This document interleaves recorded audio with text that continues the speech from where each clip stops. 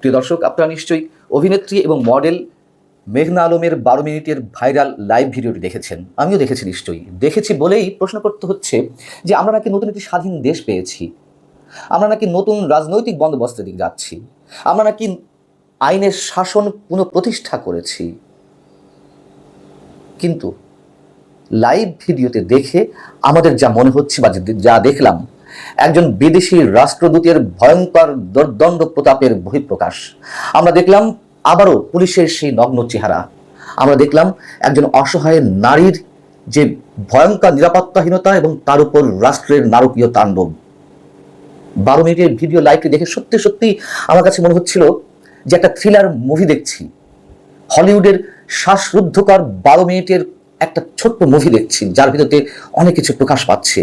এবং সেখানে দেখলাম একজন অসহায় নারীর কি ভয়ঙ্কর যুদ্ধের চিত্র। মেঘনা আলম সম্পর্কে অনেকেই জানেন যে তিনি 2020 সালের 5 অক্টোবর মিস আর্থ বাংলাদেশ খেতাব জিতে নিয়েছিলেন। তারপর থেকে তিনি আলোচনায় এসেছেন এবং তিনি যে কাজটি করছিলেন যে পরিবেশ রক্ষা করার জন্য আমাদের ফেলে দেওয়া নিত্য দিনের যে ফেলে দেওয়া প্লাস্টিক বর্জ্য পদার্থ, সেগুলো রিসাইকেল করে সেগুলোকে আবার নতুন করে নতুন পণ্য বানিয়ে, নারীদের মাধ্যমে নতুন পণ্য বানিয়ে নারীদেরকে স্বাবলম্বী করার তার যে চেষ্টা, সে সম্পর্কে আমরা জানি। এখন মেঘনা আলমের উপরে যে নারকীয় তাণ্ডব ঘটেছে, এর পেছনের যে কাহিনী, বিহাইন্ড দ্য স্ক্রিন যে বিষয়গুলো, সেগুলো হয়তো আমরা অনেকেই জানি না।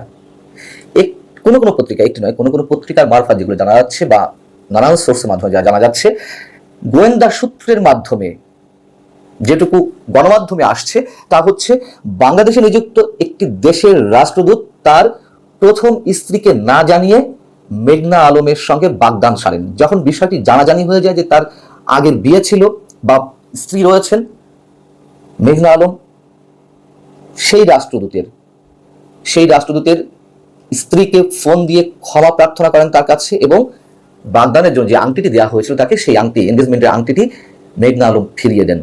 এবং তারপর থেকে নাকি তাকে নানানভাবে হয়রানি করে আসছিলেন সেই রাষ্ট্রদূত। এবং সেই রাষ্ট্রদূতের নাম তো আমরা বলতেই পারি, যে একটি অভিযোগ আকারে এসেছে মেঘনা আলমের মুখ থেকে যেটা বেরিয়েছে, তিনি হচ্ছেন সৌদি আরবের, বাংলাদেশে নিযুক্ত সৌদি আরবের রাষ্ট্রদূত ইসা বিন ইউসুফ।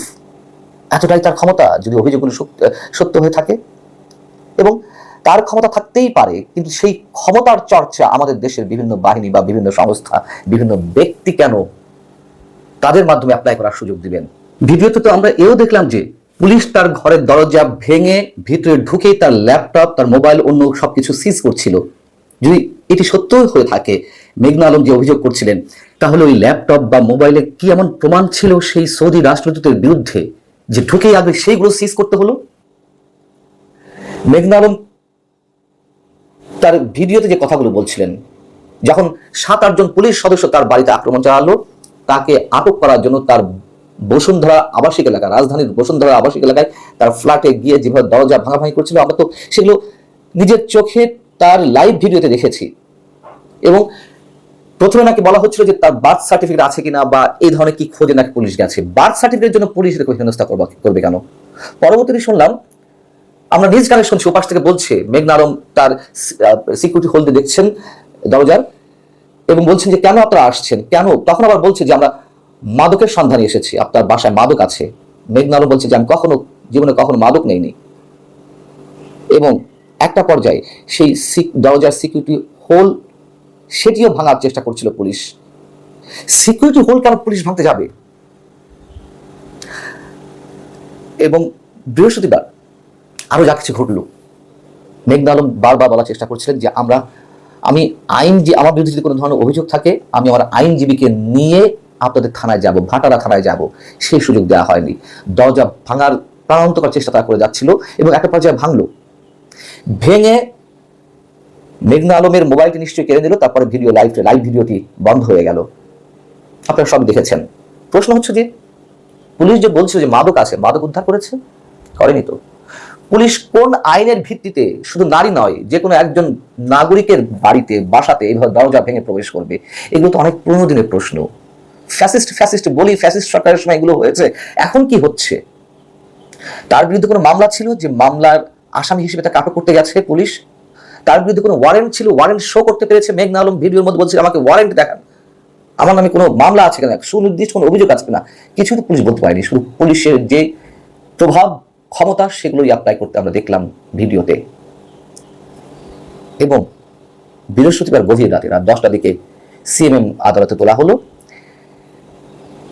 সিএমএম আদালত থেকে তাকে 1 মাসের আটকাদেশ দেওয়া হলো। ঢাকা মেট্রোপলিটন পুলিশ গণমাধ্যম যেটা বলছে যে তিনি তাদের হেফাজতে রয়েছেন মিথ্যা তথ্য ছড়িয়ে কূটনৈতিক সম্পর্ক ক্ষতিগ্রস্ত করা এবং দেশের অর্থনৈতিক ক্ষতি সাধনের হুমকি দেওয়ার অভিযোগে তাকে হেফাজতে রাখা হয়েছে। কূটনৈতিক সম্পর্কে কিভাবে ক্ষতিগ্রস্ত করছিলেন মেঘনা আলম, যদি মেঘনা আলমের কথাগুলো সত্য হয়ে থাকে, এবং সত্যতার অনেক কিছু রয়েছে, যেহেতু এর আগে পুলিশের যে বর্ণনাগুলো দিলাম তার কোনো কিছুতেই মেঘনা আলম যে কোনো প্রকারে কোনো অন্যায় বা অপরাধ করেছেন সেটি প্রমাণ হয় না। যা আমরা দেখেছি, আমরা জানি না ভিতরে কি আছে। এবং পুলিশের যে আচরণ তার মধ্যে তো এটুকু প্রাথমিকভাবে আমরা প্রমাণ করতেই পারি যে পুলিশ সব ধরনের নিয়ম নীতির ঊর্ধ্বে উঠে বিশেষ ক্ষমতাশালী প্রতাপশালী দণ্ড ক্ষমতার কোনো ব্যক্তির আদেশ নির্দেশ বাস্তবায়ন করেছেন। পুলিশের পক্ষ থেকে বলা হচ্ছে যে তিনি একটি অর্থনৈতিক ক্ষতি সাধন করছিলেন। কিসের অর্থনৈতিক ক্ষতি সাধন? আমি এর চেয়ে বেশি আর কিছু বলতে চাই না। আমি স্পেসিফিক্যালি কিছু বলতে চাচ্ছি না, উদাহরণ দিয়ে বলতে চাই। ধরুন কোনো একটি রাষ্ট্রের সঙ্গে আমাদের সম্পর্ক রয়েছে, অর্থনৈতিক বা ব্যবসা বাণিজ্যিক সম্পর্ক রয়েছে, সেই রাষ্ট্রের কোনো রাষ্ট্রদূত বা কোনো কূটনৈতিক ব্যক্তি যদি বাংলাদেশে বসে কোনো নারীর সঙ্গে এই ধরনের প্রতারণা করেন, তিনি কি সব ধরনের আইনের ঊর্ধ্বে থাকবেন? যতই আমাদের বাণিজ্যিক সম্পর্ক থাকুক না কেন, সেই বাণিজ্যের সম্পর্কের জায়গা থেকে অর্থনৈতিকভাবে দেশ লাভবান হওয়ার জন্য সেই নারীকে আমরা বলি দেব, বা যে কোনো নাগরিককে আমরা বলি দেব? এটা হতে পারে কখনো? যে অভিযোগটি সৌদি রাষ্ট্রদূতের বিরুদ্ধে সরাসরি উঠেছে, মেঘনা আলম বলেছেন যদি তার সত্য হয়েই থাকে, সেই সৌদি রাষ্ট্রদূত তার ক্ষমতার বহিঃপ্রকাশ যেভাবে ঘটালেন তিনি তার সরাসরি ঘটাননি, কারো না কারোর মাধ্যমে ঘটিয়ে